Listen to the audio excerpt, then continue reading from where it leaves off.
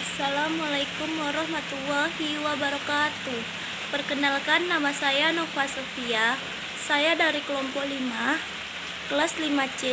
Di sini saya sebagai penyaji materi pertama.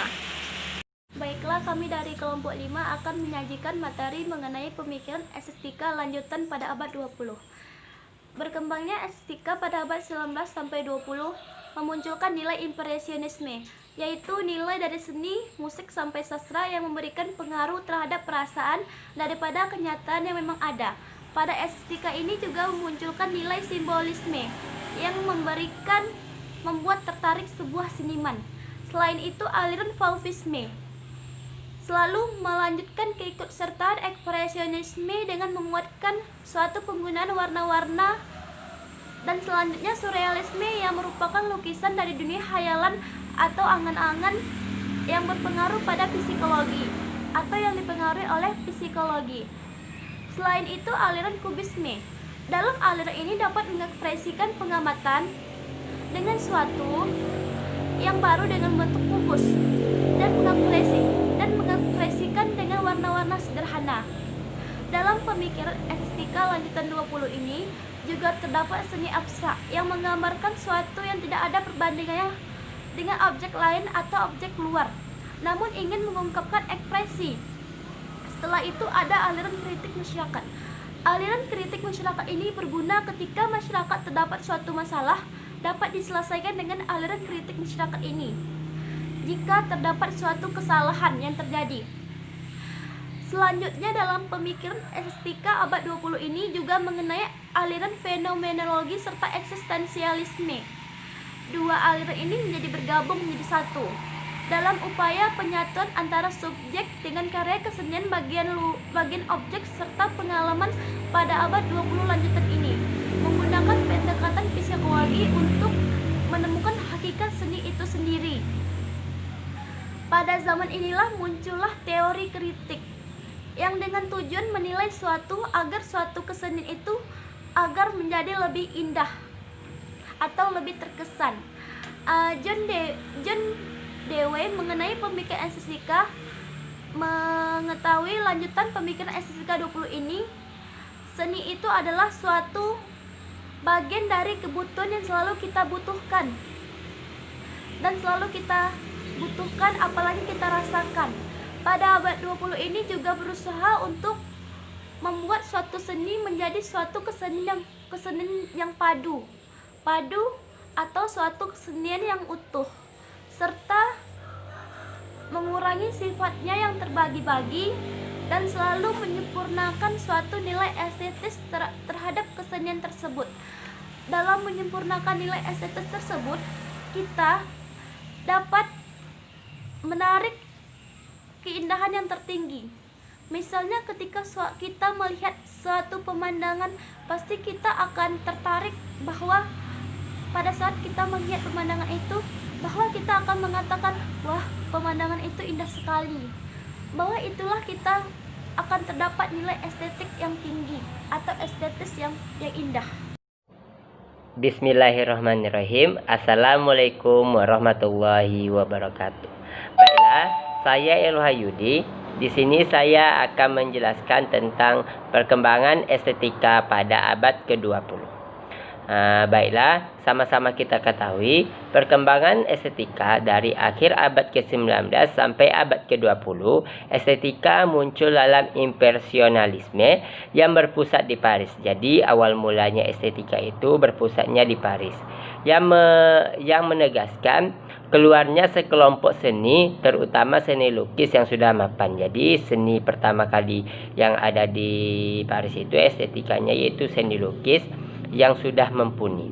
Dan juga pada abad ke-20 ini estetika mulainya munculnya aliran-aliran yang berkembang pada saat itu, yaitu yang pertama itu ada aliran simbolisme, yaitu aliran ekspresi yang berbentuk simbol yang melukiskan ekspresi seniman. Jadi aliran ini melukiskan ekspresi seniman tersebut. Yang kedua ada fauvisme, yaitu aliran yang menegaskan simbol dengan dekorasi pertajaman penggunaan warna. Jadi ini mengenai bentuk warna. Yang ketiga ada surrealisme, yaitu merupakan aliran yang dipengaruhi oleh alam bawah sadar. Jadi ini alam bawah sadar kita itu terdapat estetikanya. Yang keempat ada kubisme, yaitu aliran yang mengekspresikan pengamatan manusia pada bentuk kubus. Jadi dalam bentuk kubus itu manusia mengekspresikan pemikirannya dalam bentuk kubus, pada bentuk kubus. Yang kelima ada seni abstrak, yaitu aliran yang menekankan kebebasan ekspresi yang menggunakan bahan-bahan dan memberikan arti serta tafsir. Itu tentang penafsiran yang masih abstrak atau masih rancu. Yang keenam ada aliran kritik masyarakat, yaitu aliran yang berfungsi sebagai alat kritik yang bertujuan untuk kemanusiaan. Jadi ini aliran yang isinya bersifat untuk mengkritik entah sebuah seniman atau pokoknya sebuah fenomena di masyarakat. Yang ketujuh ada aliran fenomenologi, yaitu aliran yang mencermati dasar penyatuan antara subjek estetika dengan karya kesenian. Itu penyatuan antara ilmu estetika dengan kesenian. Yang terakhir ada difference, yaitu aliran yang sama-sama dihayati baik orang kesenian ataupun yang merasai kesenian. Jadi ini aliran yang diamati oleh orang yang sudah ahli akan kesenian maupun orang yang masih belajar tentang kesenian. Nah, itulah beberapa aliran yang ada pada abad ke-20. Dan penjelasan selanjutnya yaitu pada abad ke-20 ini juga salah satu teori yang berpengaruh mengenai estetika adalah teori kritik yang dikemukakan oleh sekelompok pemikiran dari Universitas Frankfurt. Dalam teorinya mereka mengemukakan bahwa tidak ada ide tidak ada ide sosial serta yang bersifat netral seperti kekuasaan, kebudayaan. Jadi mereka itu mengeluarkan teori tentang estetika tentang kekuasaan dan kebudayaan. Baiklah, demikianlah penjelasan dari saya. Apabila ada kekurangan, saya mohon maaf. Saya sudahi. Assalamualaikum warahmatullahi wabarakatuh. Assalamualaikum warahmatullahi wabarakatuh. Nama saya Fonika Septiana, saya dari kelas 5C dan saya kelompok 5. Di sini saya akan melanjutkan penjelasan dari teman-teman saya yang sebelumnya tentang pemikiran estetika pada abad 20 lanjutan. Baiklah, sebelumnya saya akan menjelaskan terlebih dahulu tentang filsuf dari Amerika yang bernama George Santayana pada tahun 1863 sampai 1952. Di sini dia mengemukakan bahwa estetik itu ada hubungannya dengan penerapan nilai-nilai. Dan di dalam bukunya yang berjudul The Sense of Beauty, di sini dia memberikan nilai positif, intrinsik, dan diobjektifkan. Maksudnya di sini yaitu dianggap sebagai kualitas yang ada pada suatu benda. Dalam perkembangan estetik akhir-akhir ini, keindahan tidak hanya disamakan artinya dengan nilai estetis pada umumnya, tapi digunakan juga untuk menyebut satu macam atau kelas nilai estetis.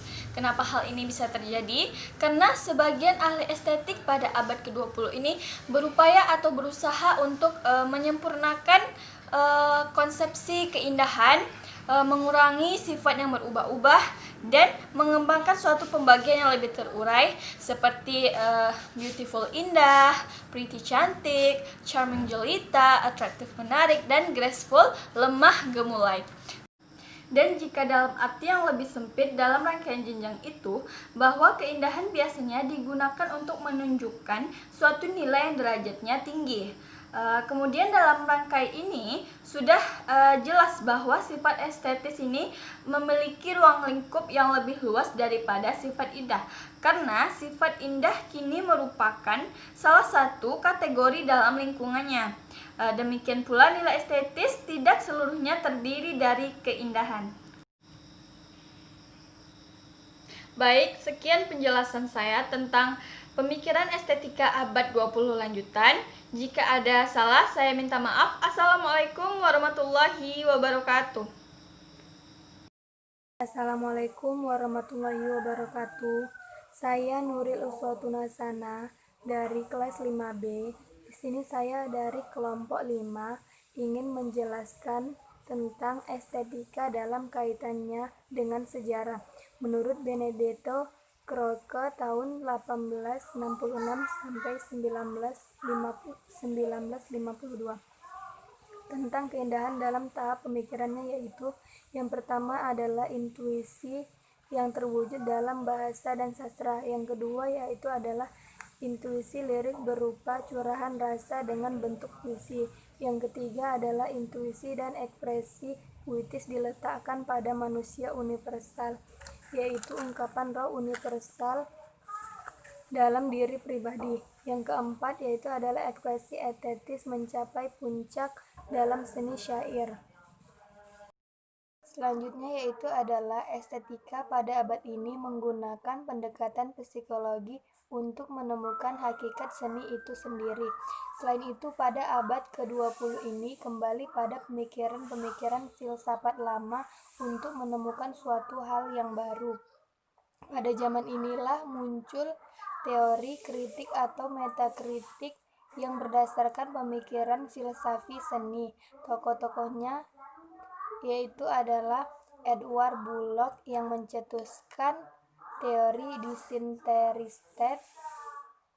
Teori ini bertujuan di dalam menilai karya seni hendaknya secara objektif sehingga akan diperoleh suatu penikmatan yang objektif tanpa dikotori oleh kepentingan pribadi. Teori ini mengharapkan orang dalam menghadapi karya seni hendaknya menafikan segala kepentingan pribadinya. Selanjutnya, menurut John Dewey, melalui pendapatnya, seni adalah bagian dari kehidupan itu sendiri. Dasar dari estetika adalah pengalaman sehari-hari. Pengalaman seni merupakan dasar pembentukan seni. Pengalaman estetika yang diwujudkan dalam sebuah karya seni disebut pengalaman artistik. Dalam estetika modern, teori imitasi modern, teori seni ekspresionisme modern, yaitu seni sebagai institusi sosial. Teori keindahan modern diungkapkan oleh Cliff Bell dengan teorinya yang memiliki bentuk signifan, yaitu objek yang memiliki emosi estetik. Baiklah, di sini saya Ririn Afrila akan menjelaskan mengenai pemikiran estetika abad ke-20. Estetika ini sendiri menurut etimologi adalah teori tentang ilmu penginderaan. Kenapa dengan penginderaan? Karena penerapan panca indera dinilai sebagai tolak ukur atau tolak nilai titik tolak dari pembahasan estetika yang didasarkan pada asumsi dan menimbulkan rasa keindahan melalui rangsangan panca indera. Istilah estetika ini pertama kali diperkenalkan oleh Alexander Gottlieb Baumgarten, yaitu seorang ahli filsuf yang berasal dari Jerman.